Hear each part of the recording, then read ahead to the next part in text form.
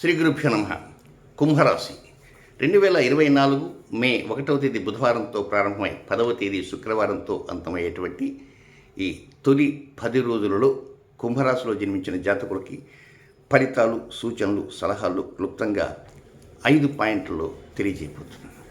ముందుగా మీకు ఇంతవరకు 3వ స్థానంలో సంచారం చేస్తున్నటువంటి గురువు ఈ రోజు నుంచే 4వ స్థానంలోకి ప్రవేశం చేయబోతున్నాడు.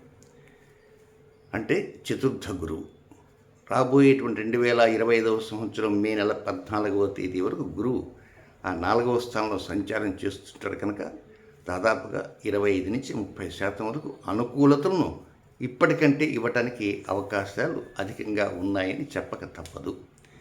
ఇక రెండవది ఏప్రిల్ 23 నుంచి జూన్ 1వ తేదీ వరకు కుజరాహుల యొక్క ఘర్షణ మీకు 2వ స్థానంలో అంటే ధన కుటుంబ వాక్స్థానంలో జరుగుతున్నది కనుక జూన్ 1 వరకు ఆర్థిక విషయాల్లో మాట్లాడే ప్రతి మాటలో కొంతవరకు జాగ్రత్తలు తీసుకోవడానికి ప్రయత్నం చేయండి. అందుకే కుజరాహుల యొక్క సంఘర్షణ ఎలా ఉంటుంది మే నెలలో అందులో తీవ్రంగా మే 18, 19 తరపులు ఎలా ఉంటుంది అనే దాని మీద 18, 19 ఏం కాబోతుంది అనే ఒక వీడియో అందించబోతున్నాను. అది చూసి కొంతవరకు ఆ కుజరాహుల యొక్క సంఘర్షణ ప్రభావం ఎలా ఉంటుందో మీరు గమనిస్తే అర్థమైపోతుంది. ఇక మొదటి పాయింట్కి వస్తే 1వ తేదీ ఉదయం నుంచి 2వ తేదీ మధ్యాహ్నం 2:32 వరకు ఉన్నటువంటి సమయం అంతా కూడా ఇది ఖర్చుతో కూడుకున్నటువంటిది. అనవసరమైన ఖర్చులు చేసేటువంటి కార్యక్రమాలు సడన్గా భంగం అయిపోతుంది, సడన్గా పోస్ట్పోన్ అయ్యే అవకాశాలు ఉంటాయి. డబ్బు 1వ తారీఖు జీతం లాంటిది వచ్చిందని కూడా సరే, జీతానికి రాగానే దానికి ఎన్నో ఖర్చులు ఉంటాయి, అయినప్పటికీ కూడా అదనంగా ఖర్చులు యాడ్ అయ్యేటువంటి అవకాశాలు ఉంటాయి. కాబట్టి 2వ తేదీ మధ్యాహ్నం 2:32 వరకు అనవసరం ఖర్చులు, అనవసరం త్రిప్పట, అనవసరం శ్రమ కనుక ఇవి ఎక్కువగా ఉంటాయి. అందులో అనవసరం త్రిప్పట అనే విషయంలో మాత్రం కొంచెం జాగ్రత్తగా ఉండేది. చేతంటే సమ్మర్, టూ హాట్ సమ్మర్, ప్రచండంగా భానుడు ఉన్నాడు, అందుచేత కొంచెం బయటకు వెళ్ళే సమయంలో కూడా జాగ్రత్తలు తీసుకోవడానికి ప్రయత్నం చేయండి. ఏదన్నా చిన్నపాటి అనారోగ్యం ఉంటే హాయిగా రెస్ట్ తీసుకోవడానికి ప్రయత్నం చేయండి. ఇక 2వ పాయింట్కి వస్తే 2వ తేదీ మధ్యాహ్నం 2:32 ప్రారంభమై 4వ తేదీ సాయంత్రం 4:38 వరకు ఉన్నటువంటి సమయం అంతా కూడా ఇది మానసిక ప్రశాంతత ఆనందంగా ఉంటుంది, చక్కగా ఉంటుంది. కోరుకున్నటువంటి వ్యక్తులతో మాట్లాడటానికి అవకాశాలు వస్తాయి. మృష్టాన్న భోజనం ఉంటుంది, సుఖం ఉంటుంది, సంతోషం ఉంటుంది, శారీరక సంతోషం ఉంటుంది, మానసిక సంతోషం ఉంటుంది.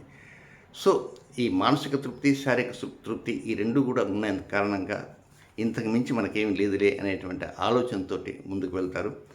కానీ కొంతవరకు ఈ సమయంలో మీరు ఎవరైనా మాట్లాడే సమయంలో వారు ఏం ఈ ఆనందంలో ఉండి వారు ఏం మాట్లాడతారో మర్చిపోయేటువంటి అవకాశాలు ఉంటాయి. కనుక వారు మాట్లాడే మాటల్ని వీరంతవరకు బాగా గుర్తుపెట్టుకోవడానికి ప్రయత్నం అంటూ చేయండి. నెక్స్ట్ 3వ పాయింట్కి వస్తే 4వ తేదీ సాయంత్రం 4:38 ప్రారంభమై 6వ తేదీ సాయంత్రం 5:43 వరకు ఉన్నటువంటి సమయం అంతా కూడా ఎదుటి వారి మీద ఏ విధంగా కయ్యానికి వెళ్ళాలి, ఎదుటివారిని ఏ విధంగా దూషించాలి, వారిని హేళన చేయాలి, వారితో ఆవేశంగా మాట్లాడి కలహాల వైపు మొగ్గు చూపాలనే రీతిలో పరిస్థితులు వస్తుంటాయి. దీంతోపాటు ఆర్థికంగా కూడా కొంత వెసులుబాటు తగ్గుతుంది.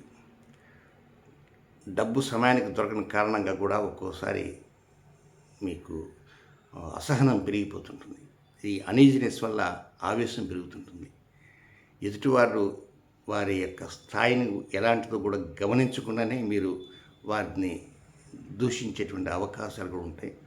క్షమాపణలు చెప్పుకున్న ఫలితం ఉండదు కనుక కొంచెం కంట్రోల్లో మాట్లాడాల్సిన అవసరం ఉందని కూడా గమనించండి.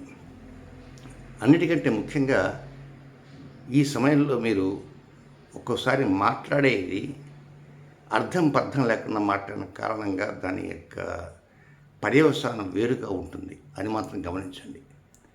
కాబట్టి వీలైనంతవరకు తప్పు మీదైనా, తప్పు అవతల వాళ్ళదైనా కామ్గా వెళ్ళటమే ఉత్తమమైనటువంటి మార్గం అని కూడా గమనించాలి.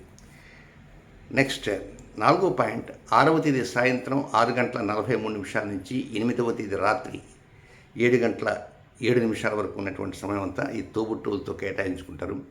అనుకూల పరిస్థితులు ఉంటాయి, ఆనందంగా గడపడానికి అవకాశాలు ఉంటాయి. ఈ మొత్తం మీద ఏంటంటే ఇది ఈ 10 రోజుల్లో కొంత రెండవ పాయింట్ తర్వాత ఈ 4వ పాయింట్ కొంత అనుకూలంగా పరిస్థితి ఇస్తుందని మాత్రం చెప్పక తప్పదు. ఇక చివరి పాయింట్కి వస్తే 5వ పాయింట్ 8వ తేదీ రాత్రి 7:07 నుంచి 10వ తేదీ అర్ధరాత్రి వరకు ఉన్నటువంటి సమయం అంతా ఇది ఉద్యోగము, వ్యాపారము, ఉపాధి రంగాలు, ఆరోగ్యము, వాహనము, గృహము, అద్దె ఇల్లు, సొంత ఇల్లు, వీటి చుట్టూ తిరుగుతుంటుంది. వీటి చుట్టూ తిరుగుతున్న ఫలితాలు ఎలా ఉంటాయంటే మీకు అనుకున్నంత, కోరుకున్నంత గొప్పగా ఫలితాలు ఉండవు. కొంతవరకు విసుగు జనించే విధంగానే ఫలితాలు ఉంటాయి. కానీ కొంత అప్రమత్తగా ఉండాలి ఆరోగ్య విషయంలో. ఎండ వేడిమిని తట్టుకోలేని పరిస్థితి కూడా ఏర్పడే సూచనలు ఉన్నాయి. So take care. ఇక ఈ కుంభరాశిలో జన్మించిన జాతకులకి ఏ నక్షత్రం వారికి ఏ సమయాలు వ్యతిరేకమో అవి కూడా తెలియజేస్తాను. ధనిష్ట నక్షత్ర 3, 4 పాదాల్లో జన్మించిన వారికి 7వ తేదీ మధ్యాహ్నం 3:32 నుంచి 8వ తేదీ మధ్యాహ్నం 1:33 వరకు అనుకూలమైన సమయం కాదు. రొటీన్ కార్యక్రమాలు చేసుకోవచ్చు, నూతన కార్యక్రమాలు వెళ్ళవద్దు.